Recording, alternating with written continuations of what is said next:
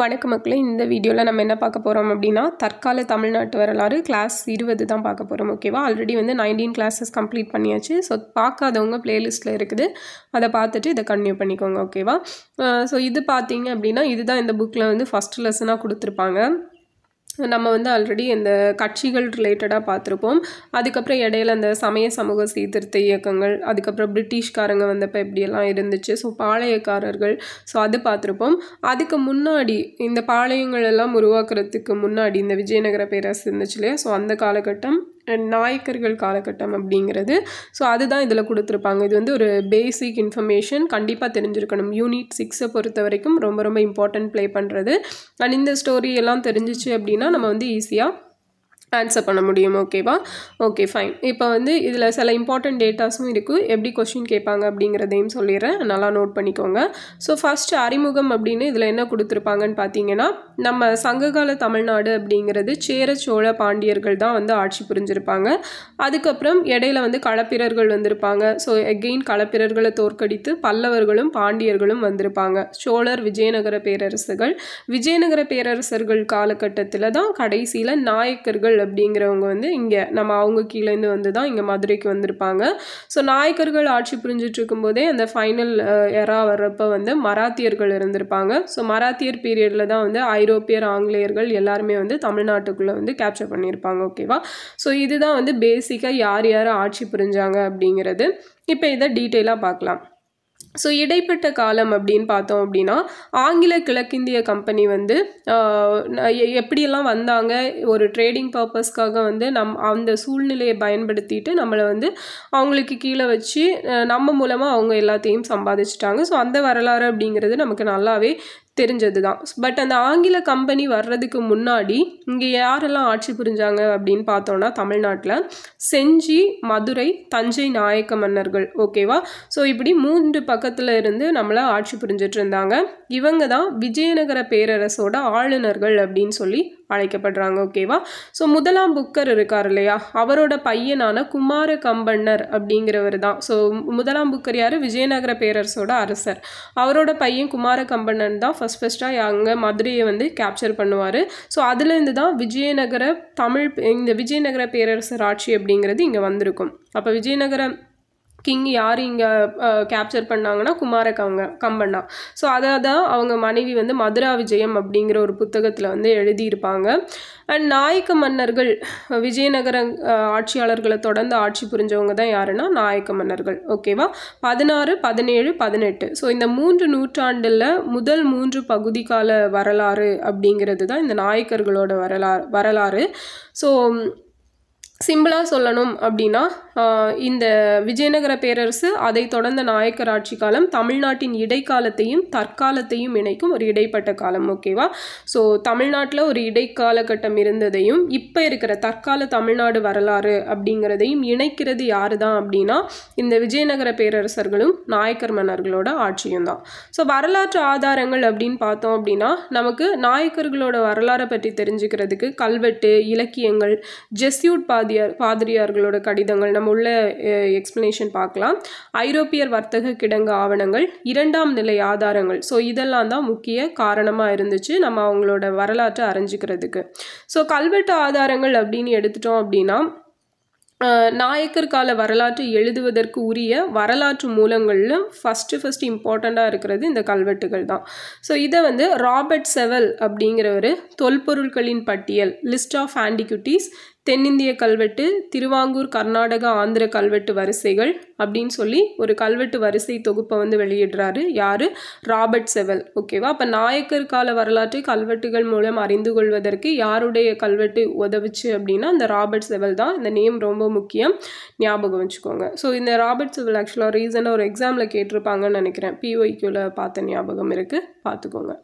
So நாயக்க மன்னர்கள் கோவில்களுக்கும் பிராமணர்களுக்கும் நிறைய கொடைகள் அப்படிங்கிறதெல்லாம் கொடுத்துருக்காங்க. அந்த விஷயங்களும் இந்த கல்வெட்டுகளில் சொல்லப்பட்டிருக்கு. அது மட்டும் இல்லாமல் வரிகள், நீர்ப்பாசனம், உள்ளாட்சி நிறுவனம், பொதுப்பணி, இது பற்றிய தகவல்களும் எல்லாமே சொல்லியிருக்காங்க. அடுத்தது இலக்கிய ஆதாரங்கள் அப்படின்னு பார்த்தோன்னா, அதில் ஆண்டு வரிசை பட்டிகள், ஸோ ஒவ்வொரு வருஷத்தில் என்னெல்லாம் நடந்திருக்கும், அப்புறம் நாட்டு பாடல்கள், பலாட்ஸ்ன்னு சொல்லுவாங்கள்ல அது, அப்புறம் நினைவு குறிப்புகள், அந்த பாதிரியார் கடிதங்கள், இலக்கிய படைப்புகள், ஸோ எல்லாமே இதில் இருக்குது. அண்ட் வில்லியம் டெய்லர் அப்படிங்கிறவரோட வரலாற்று ஆவணமும், கர்னல் மெக்கன்சியோட ஆண்டு வரிசை பட்டியல், நினைவு குறிப்புகள், இது எல்லாம் தான் இந்த நாயக்க மன்னர்களை பற்றி அறிஞ்சிக்கிறதுக்கு உதவுது அப்படின்னு சொல்லியிருக்காங்க.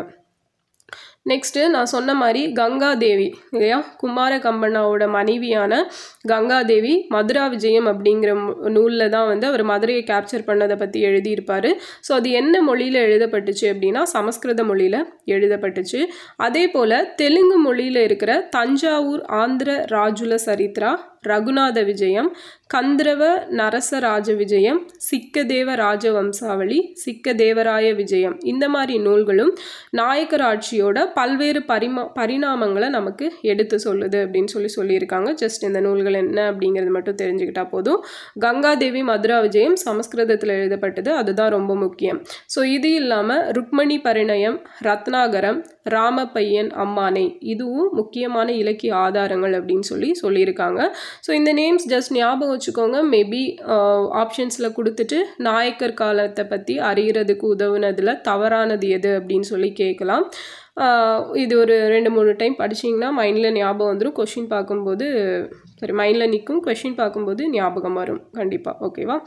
ஓகே, நெக்ஸ்ட் வந்து ஜெஸ்யூட் கடிதங்கள். இந்த ஜெஸ்யூட் அப்படிங்கிறவங்க யாருன்னு பார்த்தீங்கன்னா இந்த சமய பரப்பாளர்கள். ஓகேவா? கிறிஸ்தவ மதத்தை பரப்புறதுக்காக இங்கே வந்தவங்க.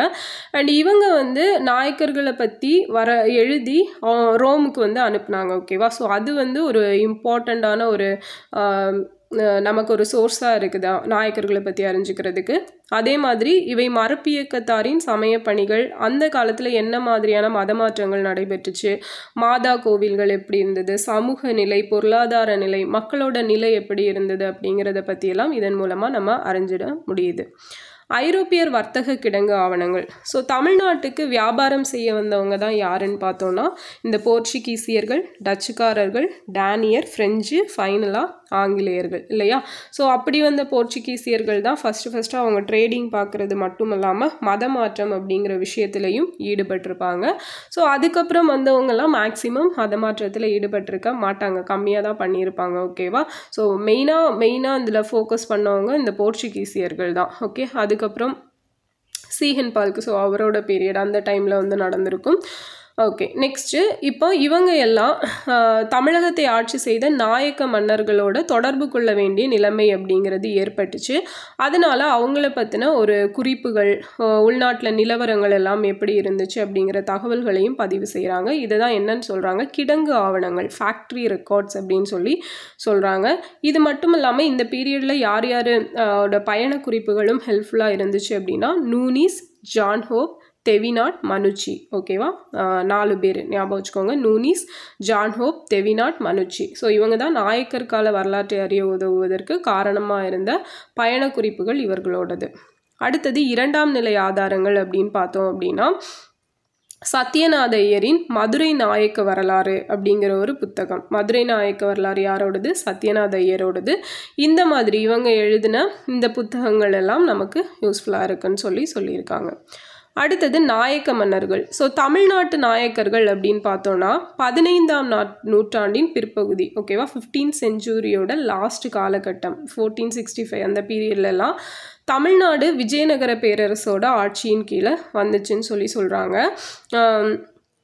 அதாவது தமிழக பகுதியை ஆட்சி செய்ய விஜயநகர பேரரசுக்கு நம்பகமான ஆட்கள் தேவைப்பட்டாங்க. இப்போ விஜயநகர பேரரசு வந்து தமிழ்நாட்டை கேப்சர் பண்ணியாச்சு. பட் அவங்களாலேயே அவங்களே இங்கே வந்து ஆட்சி பண்ண முடியுமானா அது கஷ்டம்தான் இல்லையா? இப்போ வந்து ஒரு கம்பெனி ஃபாரினில் இருக்குது அப்படின்னா இங்கே வந்து நம்ம இந்தியன்ஸ் மூலமாக தான் அதை வந்து அட்மினிஸ்ட்ரேட் பண்ணுவாங்க. ஸோ நம்ம இந்தியன்ஸ் தான் இங்கேயும் ஒர்க் பண்ணுவாங்க. அப்போ அந்த மாதிரி தான் இப்போ தமிழ்நாட்டை கேப்சர் பண்ணியாச்சு. பட் இங்கே வந்து அவங்களுக்கு ஒரு நம்பகமான ஆட்கள் அப்படிங்கிறவங்க தேவைப்பட்டாங்க நிர்வாகம் பண்ணுறதுக்கு. ஸோ அதனால் அரச குடும்பத்தை சார்ந்தவங்க வந்து நாயக்கர்களாக நியமிக்கப்படுறாங்க. ஸோ கிருஷ்ணதேவராயர் ஆட்சி காலத்தில் விஜயநகர பேரரசில் மொத்தம் 200க்கும் மேற்பட்ட நாயக்கர்கள் இருந்தனர். அவர்களுள் தமிழ்நாட்டு பகுதியை நிர்வகித்தவர்கள் தான் யாருன்னா செஞ்சி நாயக்கர், மதுரை நாயக்கர், தஞ்சை நாயக்கர்கள். ஓகேவா?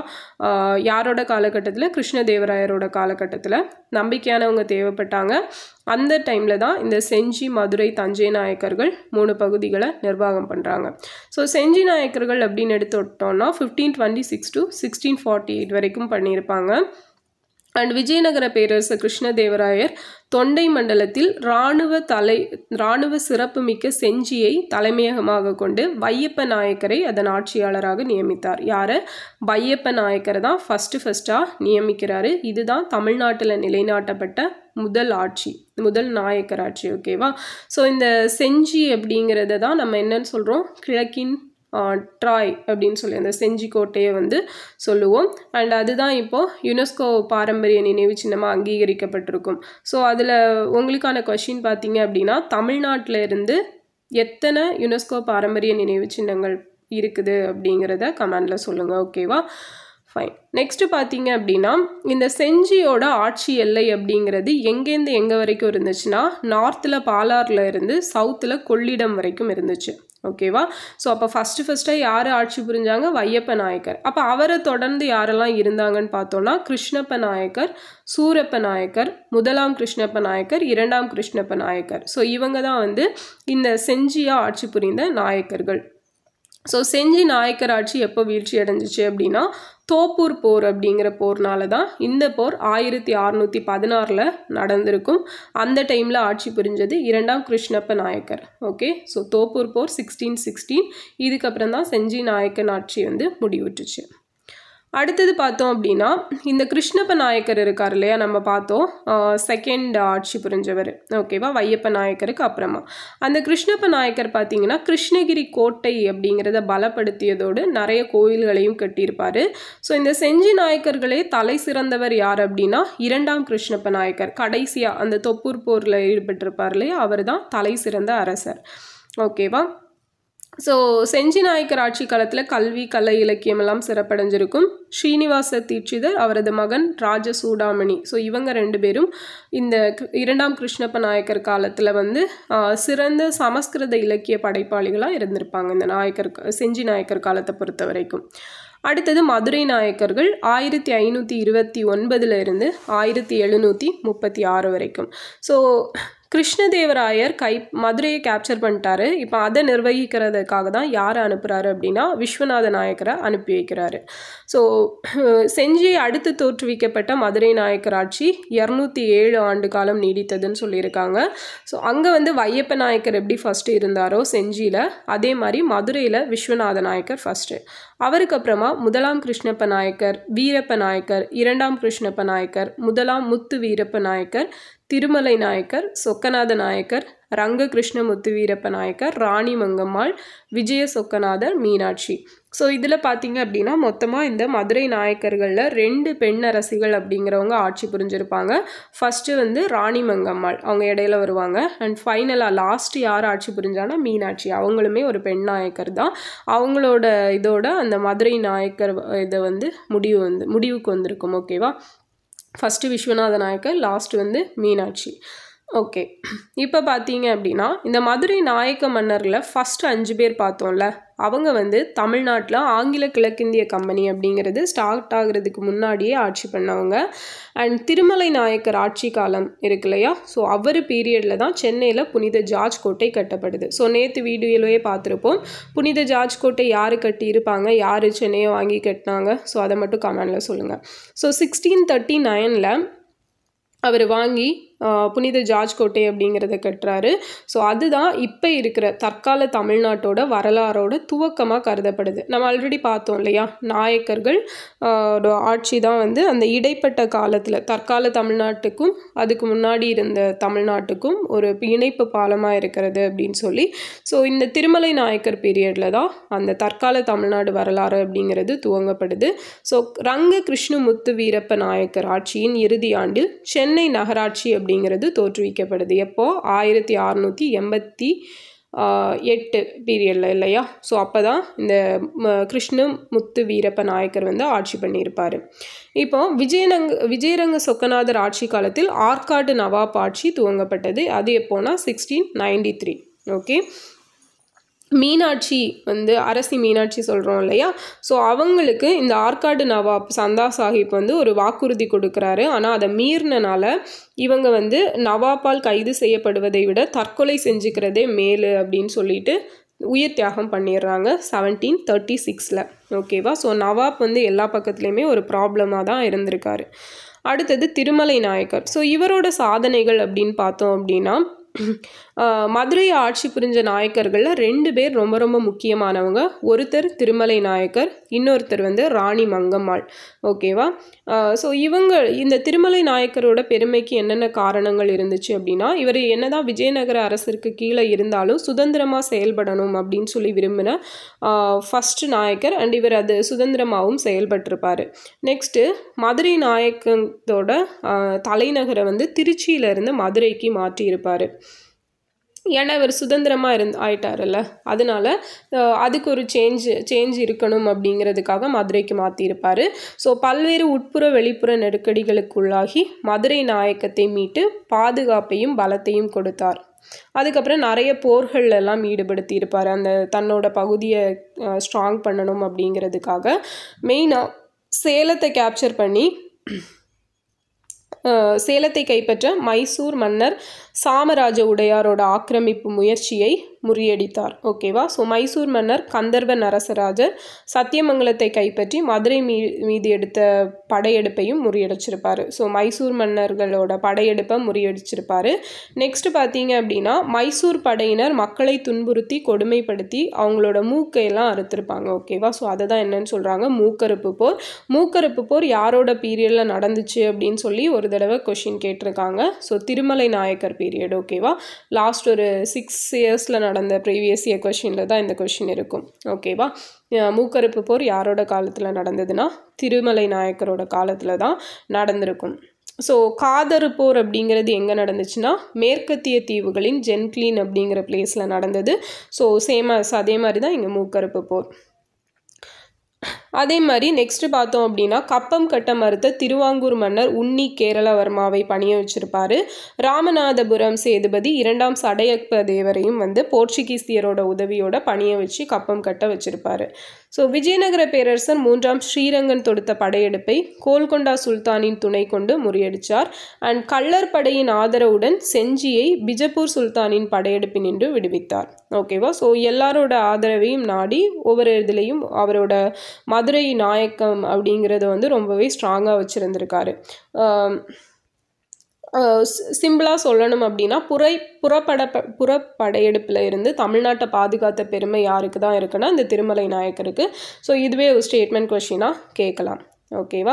நெக்ஸ்ட் பார்த்தீங்க அப்படின்னா, மதுரையை தலைநகர் ஆக்கினார்ல திருச்சியிலேருந்து. அதுக்கப்புறமா நிறைய கோட்டைகள் அப்படிங்கிறத கட்டியிருப்பார். தன்னோட இராணுவத்தை வந்து ரொம்பவே பலப்படுத்தியிருப்பார்.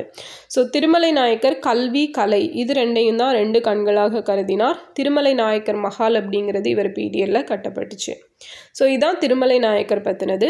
அடுத்தது ராணி மங்கம்மாள் அப்படின்னு எடுத்துட்டோம் அப்படின்னா, திருமலை நாயக்கர் போலவே இவங்களும் நிறைய நல்ல விஷயங்கள் அப்படிங்கிறது பண்ணியிருக்காங்க. இவங்க காலத்துலேயும் நிறைய நெருக்கடிகள் அப்படிங்கிறது எதிரிகளால் கொடுக்கப்பட்டுச்சு. ஓகேவா.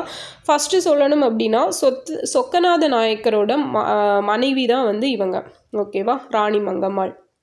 அவர் இறந்ததுக்கு அப்புறமா இவங்க வந்து விதவை மனைவியாக அவரது மகன்வழி பெயரன் குழந்தை விஜயரக சொக்கநாதன் சார்பாக ஒரு பகர ஆட்சியாளராக ஜஸ்ட் அந்த குழந்தைக்கு பதிலாக இருக்க ஒரு ஆட்சியாளராக ஆட்சி புரிஞ்சிட்டு இருந்திருப்பாங்க. அண்ட் இவங்களுக்கு ரொம்ப ஹெல்ப்ஃபுல்லாக இருக்கிறது யாருன்னு பார்த்தீங்கன்னா, இவங்களோட அமைச்சரான அந்த தளவாய் நரசப்பையா. ஓகேவா. அவரோட ஹெல்ப்போடு தான் கிட்டத்தட்ட ஒரு 15 இயர்ஸ் வந்து மதுரையை ஆட்சி புரிஞ்சிருப்பாங்க.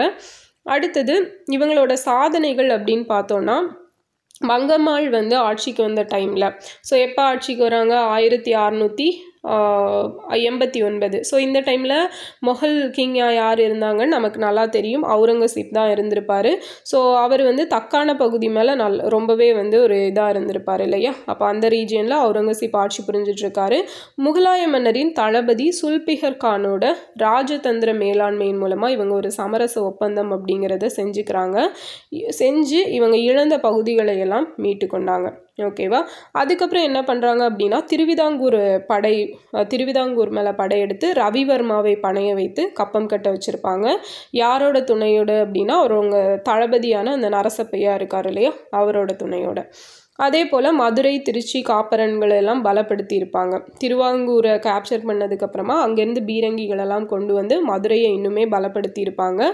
ஸோ இவங்களுக்கு ஒரு பயங்கர பிரச்சனையாக இருந்தது யாருன்னு பார்த்தோன்னா தஞ்சை மராத்திய மன்னரான ஷாஜி தான்.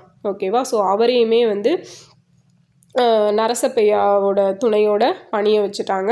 ஃபைனலாக பார்த்தோம் அதுக்கப்புறம் மைசூர் மன்னரை பணிய வச்சுருப்பாங்க.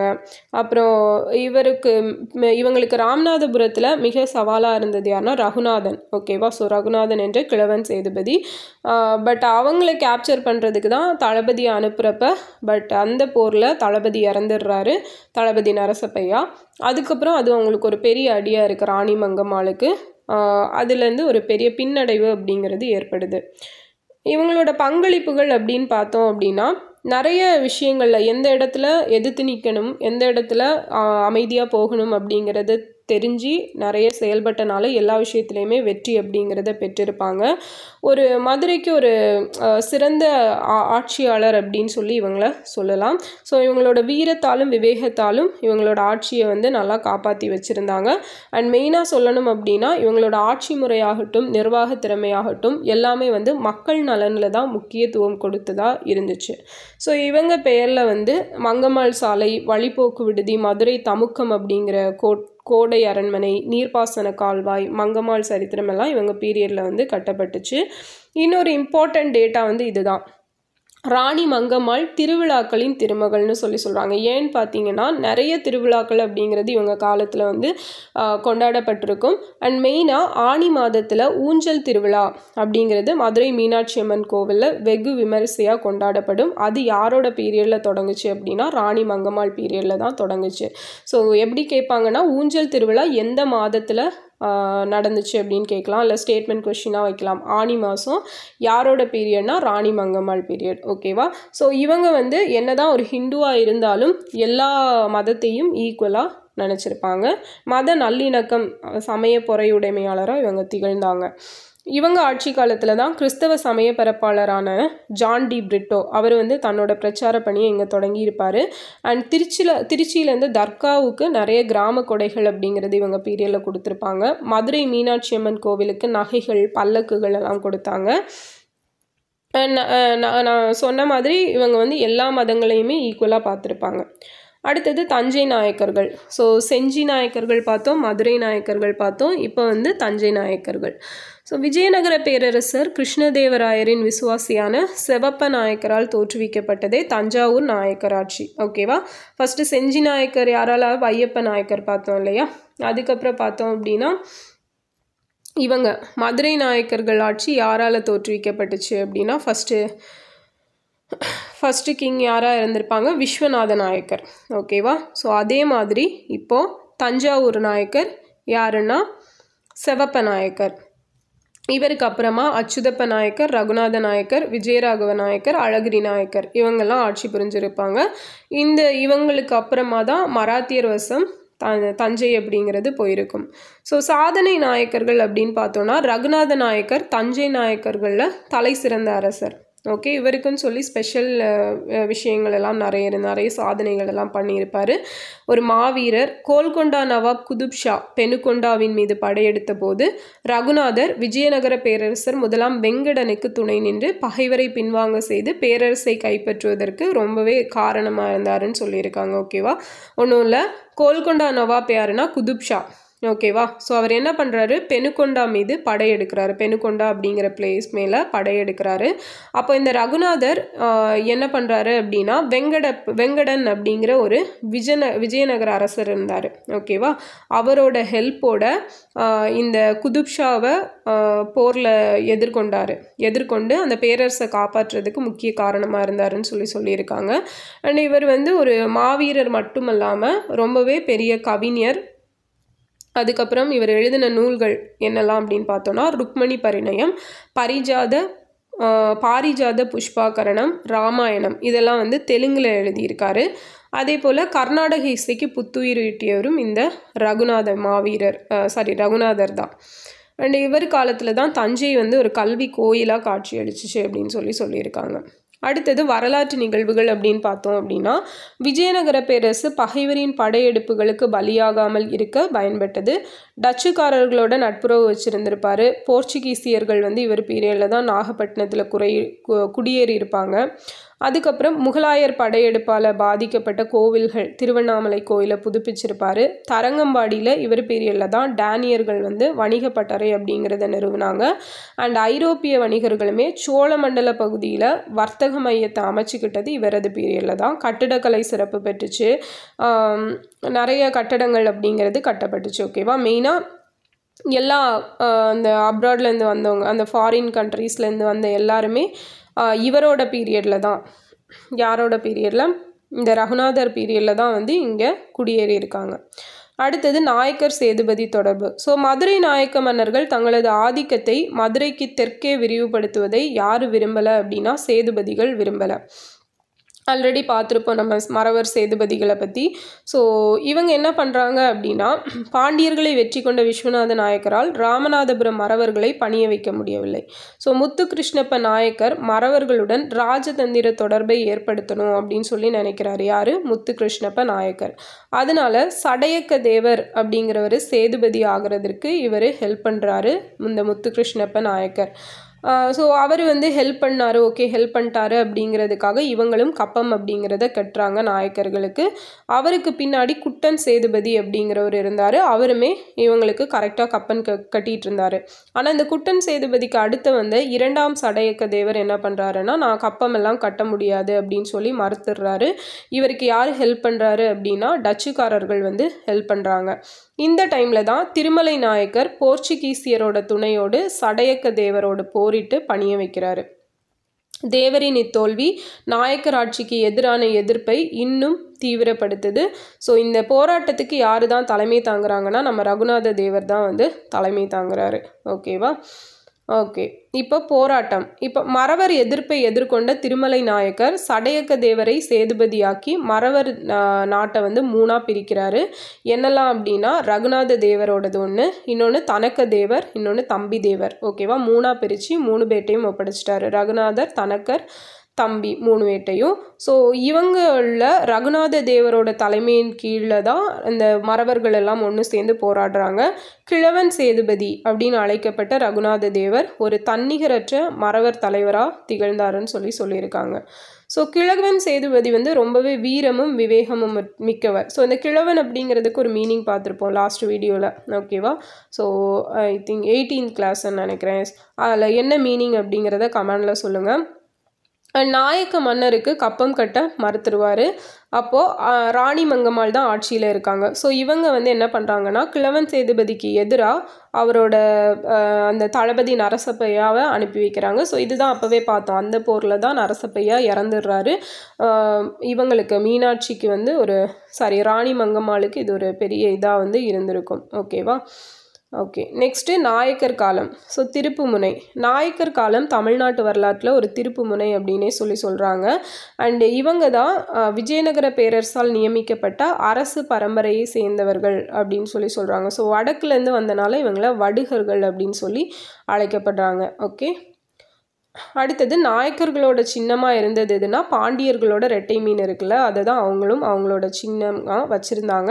அண்ட் விஸ்வநாத நாயக்கர் அவரை எப்படி அழைச்சிக்கிட்டார் அப்படின்னா, பாண்டிய விஸ்வநாதன் அப்படின்னு தான் அழைச்சிக்கிட்டாருன்னு சொல்லியிருக்காங்க. அடுத்தது மத்திய அரசாங்கம். விஜயநகர பேரரசால் நியமிக்கப்பட்ட நாயக்கர் நடுவர் ஆட்சியின் நடுநாயகமாக திகழ்ந்தார். ஓகே, யார்? விஸ்வநாத நாயக்கர். ஸோ அவரோட இது வந்து மைய அரசை, அவரை சுற்றி தான் மைய அரசு அப்படிங்கிறது இருந்தது. ஸோ யாரெல்லாம் அந்த அமைச்சரில் இருந்தாங்க அப்படின்னு பார்த்தோன்னா, தளவாய். ஸோ தளவாய் அப்படிங்கிறவங்க இராணுவ தளபதி இல்லைனா முதலமைச்சர். பிரதானி அப்படிங்கிறவங்க வருவாய்த்துறை அமைச்சர். ராயசம் வந்து தலைமைச் செயலர். இவங்க 3 பேர் தான் முக்கிய இதில் இருந்தாங்க.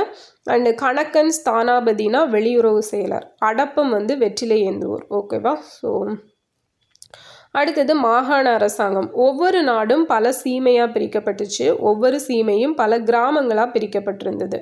ஸோ மங்கலங்கள், பாளையங்கள், சமுத்திரங்கள், குடிகள், ஊர்கள் இப்படின்னு சொல்லி நிறைய இதாக பிரிக்கப்பட்டிருக்கு. ஒவ்வொன்றும் ஒவ்வொரு பெயர் மாற்றம் அப்படிங்கிறது பெற்றிருக்கும். ஸோ இவங்க காலத்தில் இந்த ஒற்றர்கள், இராணுவம் எல்லாமே வந்து இருந்தது.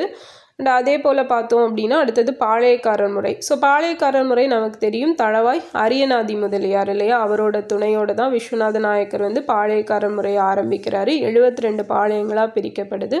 ஒவ்வொரு பாளையங்களுக்கும் ஒவ்வொரு பாளையக்காரர்கள் அப்படிங்கிறது நிறுவப்பட்டு அவங்க வந்து கப்பம் கட்ட இது பண்ணப்படுறாங்க. அண்டு பாளையங்கள் இதுதான் ராமநாதபுரம், சிவகங்கை, பாஞ்சாலங்குறிச்சி, உடையார்பாளையம், அரியலூர், இதுதான் ரொம்பவே பலமிக்க பாளையங்கள்னு சொல்கிறாங்க. இவங்களோட பொறுப்புகள் என்னன்னு பார்த்தோம் அப்படின்னா படைபலத்தோடு பாளையத்தை பாதுகாக்கணும், இராணுவ கட்டுப்பாடுகளை நிர்வகிக்கணும், காவல் முறை மூலம் அந்த சட்டம் ஒழுங்கு அதெல்லாம் நிலைநாட்டணும், மக்கள்கிட்ட வரி வசூல் செய்து 1/3 பகுதியை நாயக்கருக்கு கொடுக்கணும். இந்த மாதிரியாக கட்டளைகள் எல்லாம் இவங்களுக்கு இருந்தது. அண்டு 400 வருஷமாக நாயக்க மன்னர்களும் பாளையக்காரர்களும் தமிழ்நாட்டை ஆட்சி புரிந்தனர். ஓகேவா? ஸோ முக்கியமாக சொல்லணும் அப்படின்னா நாயக்க மன்னர்களோட காலம் தமிழக வரலாற்றின் இருண்ட காலம் அப்படின்னு சொல்கிறாங்க. அண்ட் மகளிர் நிலை அப்படின்னு பார்த்தோன்னா இந்த காலத்தில் வந்து மகளிருக்கு வந்து இந்த பெருசாக இம்பார்ட்டன்ஸ் எல்லாம் அவங்க கொடுக்கல. அண்ட் கற்பு உயிரினும் மேலாக கருதப்பட்டுச்சு. சமண சமயம் அப்படிங்கிறது இல்லறத்தை விட துறவரத்தை போற்றியதால் பெண்களின் சமுதாய நிலையில் சரிவு ஏற்பட்டுச்சு அப்படின்னு சொல்கிறாங்க. ஸோ தேவதாசி முறை அண்டு அந்த மாதிரியான விஷயங்கள் எல்லாம் நடைமுறையில் இருந்திருக்கு.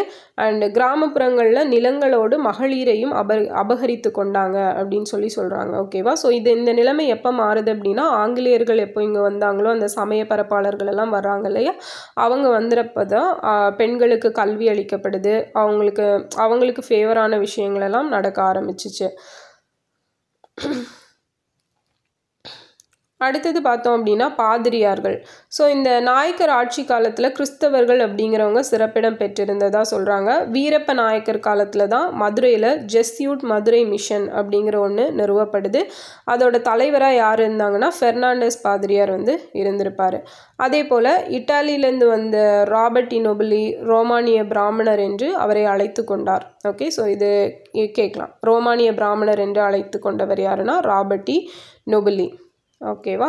ஸோ நெக்ஸ்ட்டு பார்த்தோம் அப்படின்னா உள்நாட்டு வர்த்தகம் பெரும்பாலும் செட்டியார்களாலும், வெளிநாட்டு வர்த்தகம் அப்படிங்கிறது போர்ச்சுகீசிய டச்சு வியாபாரிகளாலும் நடத்தப்பட்டுச்சு. இவங்க வந்து மெயினாக இந்த பர்ஃப்யூம்ஸ் இருக்கு இல்லையா, ஸோ அதை தான் வந்து பண்ணாங்க. அந்த பிஸ்னஸ் அதை தான் ஏற்றுமதி, பர்ஃப்யூம்ஸும் தோல் வியாபாரம் தான் மெயினாக பண்ணாங்க. தஞ்சையிலேருந்து அரிசியும் மதுரையிலேருந்து வண்ண ஆடைகளும் கொள்முதல் செய்யப்பட்டு ஏற்றுமதி செய்யப்பட்டது.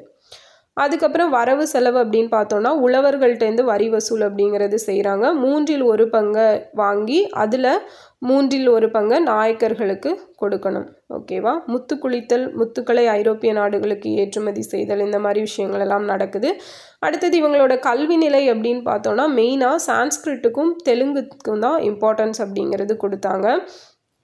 ஸோ உயர்குடியினருக்கு மட்டும்தான் கல்வி அப்படிங்கிறது திறக்கப்படுது, கீழுள்ள மக்களுக்கெல்லாம் இல்லை. அப்போ தான் சமய பரப்பாளர்கள் வந்து மக்களுக்கு, இந்த கீழ்நிலை மக்களுக்கெல்லாம் இலவச கல்வி அப்படிங்கிறத கொடுக்குறாங்க. அடுத்தது இலக்கியம் அப்படின்னு பார்த்தோன்னா இந்த நாயக்கர் மன்னர் காலத்தில் பிரபந்தம் அப்படிங்கிறது நல்லா ஃபேமஸ் ஆயிடுச்சு. ஸோ அதான் 4000 திவ்ய பிரபந்தம் அந்த இது. ஸோ பிரபந்தம் அப்படிங்கிறதுக்கு மீனிங் நன்றாக கட்டுதல். ஸோ எத்தனை வகையான பிரபந்தங்கள் இருக்குன்னா 96 வகை பிரபந்தங்கள். அதே போல் சிற்றிலக்கியங்கள், ஓகேவா, தமிழில் அவங்களுக்கு எப்படி பிரபந்தம் இருக்கோ அதே மாதிரி தமிழில் சிற்றிலக்கியங்கள் 96 அப்படிங்கிறது இருக்குது. ஸோ நமக்கு தெரியும் பரணி, உலா, பிள்ளைத்தமிழ், தூது, கீர்த்தனை, கலம்பகம், இதெல்லாம் வந்து இந்த வகையை சேர்ந்தது தான் சிற்றிலக்கிய வகை. அடுத்தது பொற்காலம். நாயக்கர் காலம் நம்ம தமிழகத்தில் தான் இருண்ட காலமே தவிர அப்படின்னு சொல்கிறாங்களே தவிர தெலுங்கு இலக்கியத்தோட பொற்காலம் அப்படின்னு சொல்லப்படுது. ஏன்னா நீலகண்டன் அப்படிங்கிறவர் திருமலை நாயக்கரோட அமைச்சர், இவர் வந்து நீலகண்ட விஜயசம்பு, கங்காவதாரம், நீல சரித்திர நாடகம் அப்படிங்கிற தெலுங்கு நூல்கள் எல்லாம் எழுதுகிறாரு. திருமலைநாதரின் சொக்கநாதருலா, பரஞ்சோதியின் திருவிளையாட புராணம், பொய்யாமொழி புலவரின் தஞ்சை வாணன் கோவை, குமரகுருபரரின் மீனாட்சி அம்மை பிள்ளைத்தமிழ், ஸோ இந்த படைப்புகள் எல்லாம் படைக்கப்பட்டுச்சு. ஓகேவா? ஸோ இதெல்லாம் ரொம்ப முக்கியமானது. யார் அப்படிங்கிறத கொஞ்சம் நோட் பண்ணிக்கோங்க. Okay, fine.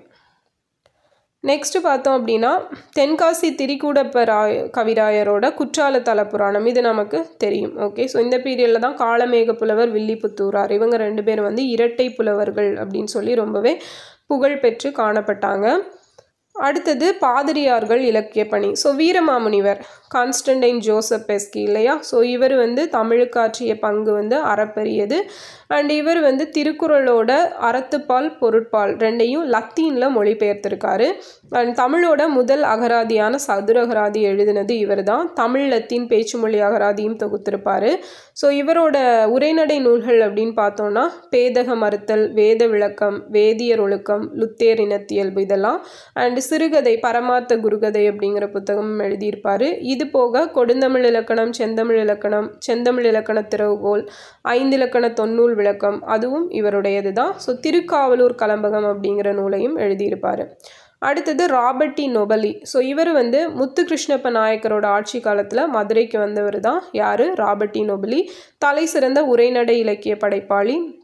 நிறைய நூல்கள், உரைநடை இலக்கியங்கள் எழுதியிருக்காரு. ஞானோபதேச காண்டம், மந்திய வியாக்கியானம், சத்தியவேதர் இருபட்சணம், ஞான தீபிகை, வேத பரீட்சை, மந்திர மாலை, ஸோ ஞானோபதேசம், இதெல்லாம் இவரோடது தான். கலைகள் அப்படின்னு எடுத்துட்டாலும் நாயக்க மன்னர்கள் வந்து அவங்களோட ஆட்சி காலத்தில் கோவில் கட்டடக்கலையெல்லாம் சிறப்பாக செய்யப்பட்டுச்சு அப்படிங்கிறத சொல்லியிருக்காங்க. சிற்பக்கலைக்கு இம்பார்ட்டன்ஸ் கொடுத்துருப்பாங்க. மெயினாக தூண்களில் கம்பீரமான குதிரைகள் வந்து முன்காலை தூக்கி நிற்கும் நிலையில் சிற்பங்கள் அமைக்கப்பட்டிருக்கும். ஓகேவா? ஸோ ஆக்சுவலாக பார்த்தீங்க அப்படின்னா இந்த குதிரையில் வீரர்கள் இருக்கிற மாதிரி சிலை வச்சுருப்பாங்க இல்லையா, அதில் வந்து 3 கேட்டகரி இருக்குது. 3க்கும் ஒவ்வொரு மீனிங் இருக்குது. என்னன்னு பார்த்தீங்க அப்படின்னா 2 காலையும் தூக்குன மாதிரி ஒரு குதிரை இருக்கும். 2 முன்னங்காலையும் தூக்கி நிற்கிற மாதிரி குதிரை அதில் மேலே இருந்தாங்க அப்படின்னா அந்த மாதிரி சிலைக்கு அர்த்தம் போரில் வீரமரணம் அடைஞ்சவங்க. ஓகேவா? ஸோ அதுவே இந்த ஒத்த காலை தூக்குன மாதிரி இருக்கும் இல்லையா, அந்த மாதிரி இருந்துச்சுன்னா போரில் அடிபட்டனால கொஞ்ச நாள் உடம்பு சரியில்லாமல் இருந்தால் அதுக்கப்புறம் இறந்தாங்க அப்படிங்கிற மீனிங். அண்டு குதிரை வந்து 4 காலுமே கீழே இருந்து அதுக்கு மேலே அந்த வீரன் இருந்தான் அப்படின்னா அது வந்து இயற்கையான மரணம் அப்படிங்கிறது. ஓகேவா? ஸோ இதுதான் அந்த குதிரை சிலைகளோட மீனிங் அப்படிங்கிறது. அது ஜஸ்ட் தெரிஞ்சு வச்சுக்கோங்க. ஸோ குதிரை சிலைகள் இருந்துச்சு. அதே மாதிரி யாழி மீது வீரர்கள் அமைந்துள்ள சிற்பங்களும் வந்து இருந்திருக்கும். அடுத்தது ஓவியக்கலை அப்படிங்கிறது இதுவும் சிறப்பாக இருந்துச்சு. ஸோ நமக்கு தெரியும் சித்திரக்காலப்புலி இல்லையா, 1ஆம் மகேந்திரவர்மன். அதுக்கப்புறம் புதுக்கோட்டையில் சித்தன்னவாசல் குகை ஓவியங்கள், இதெல்லாம் வந்து அதுக்கு சிறந்த எடுத்துக்காட்டாக சொல்லலாம். அதுக்கப்புறம் பார்த்தோம் அப்படின்னா நாட்டிய கலைகள் அப்படின்னு பார்த்தோம்னா மாதவி ஆடிய 11 வகை ஆடல்கள், ஸோ சிலப்பதிகாரத்தில் சொன்னது. அண்ட் அதே மாதிரி தேவதாசிகள் கோவில்களில் பூசையின் போது சிலைக்கு முன் நடனம் ஆடினர் சொல்லியிருக்காங்க. நடனக்கடை வல்லுநரான ரகுநாத நாயக்கர் பின்பற்றிய நடனத்தோட பெயர் என்ன அப்படின்னா ரகுநாத விலாசம். ஓகேவா? ரகுநாத விலாசம். அடுத்தது இசைக்குமே இம்பார்ட்டன்ஸ் கொடுத்துருப்பாங்க. ஸோ அதை பற்றி ஜஸ்ட்டு என்னென்னு மட்டும் பார்த்துக்கிட்டால் போதுமானது. ஓகேவா? இதில் பெருசாக இம்பார்ட்டன்ட் பாயிண்ட்ஸ் இருக்காது. யார் யார் இயற்றுனாங்க அப்படிங்கிறது கொடுத்துருப்பாங்க. அதுக்கப்புறம் காசு கலை அப்படிங்கிறதுக்கு ஊக்கம் அளிச்சிருப்பாங்க. ஓகேவா? விஜயநகர பேரரசர்கள் காசு கலைக்கு ஊக்கமளித்தனர். கிருஷ்ணதேவராயர் வெளியிட்ட காசுகள் அக்கால சமய சமூக நிலையை அறிய பேருதவியாக உள்ளன அப்படின்னு சொல்லியிருக்காங்க. ஓகே, அறவீடு மரபை தோற்றுவித்த திருமலை நாயர் காசுகளில் ஒரு பக்கம் பன்றி மறுபக்கம் ராமன் சீதை லக்குவன், ஸோ இவங்க உருவங்களெல்லாம் பொறிச்ச காசுகளை வெளியிட்டாங்க. மெயினாக இதில் திருமலை ராயு அப்படிங்கிற பெயர் நாகரி தேவநாகரி வடிவம் இல்லை, அதில் எழுதப்பட்டிருக்கும். பட் ஒரு குறிப்பிட்ட காலத்துக்கு பிறகு 1615க்கு அப்புறமா இந்த காசுகள் எல்லாம் திருப்பதி வெங்கடேச பெருமாள் பெயரில் மட்டும்தான் வெளியிடப்பட்டுச்சுன்னு சொல்லியிருக்காங்க. அடுத்தது பண்பாடு. ஸோ பண்பாடு அப்படிங்கிறது பண்படு அப்படிங்கிற வார்த்தையிலேருந்து வந்துச்சுன்னு ஒருத்தர் சொல்லியிருப்பார். அது யாருன்னு தெரிஞ்சால் கமெண்ட் பண்ணுங்கள். அண்ட் சிறந்த வாழ்க்கைக்கு அடிப்படையாக அமைகின்ற உள்ளப்பாங்கின் வெளிப்பாடு தான் பண்பாடு அப்படின்னு சொன்னது யாருன்னா தேப்போ மீனாட்சி சுந்தரனார் சொல்லியிருக்காரு. ஸோ இந்த நாயக்கர்கள் காலத்தில் தான் வந்து முகமதியர்கள், அதாவது முஸ்லீம்ஸ் அண்ட் கிறிஸ்டியன்ஸ் அப்படிங்கிறவங்க தமிழ்நாட்டுக்கு இன்ட்ரடியூஸ் ஆகியிருக்காங்க. ஓகே, ஸோ இது ஒரு டேட்டா பார்த்துக்கோங்க. அவ்வளோதான். ஸோ இந்த நாயக்கர் கால ஆட்சியில் ஐரோப்பியர்கள் வருகையால் கல்வியிலையும் மாபெரும் மாற்றங்கள் அப்படிங்கிறது நடந்திருக்கும். அப்போ இதில் என்னெல்லாம் பார்த்தோம் அப்படின்னா செஞ்சி நாயக்கர்கள், மதுரை நாயக்கர்கள், ராமநாதபுரம் நாயக்கர்கள். இல்லையா? ஸோ 3 கேட்டகரி பார்த்துருப்போம். அதை நல்லா டீட்டெயிலாகவே பார்த்துருப்போம். அண்ட் இது வந்து ரொம்ப ரொம்ப ரொம்ப முக்கியமான டேட்டாஸ் தான். ஓகேவா? ஸோ ராணி மங்கம்மாள் இருக்காங்க. ஸோ அவங்கள பற்றின டேட்டாஸ் எல்லாம் நல்லா தெரிஞ்சுக்கணும். அதுக்கப்புறம் Thirumalai Nayakkar. Okay okay fine. So next வீடியோவில் பார்க்கலாம். தேங்க்யூ.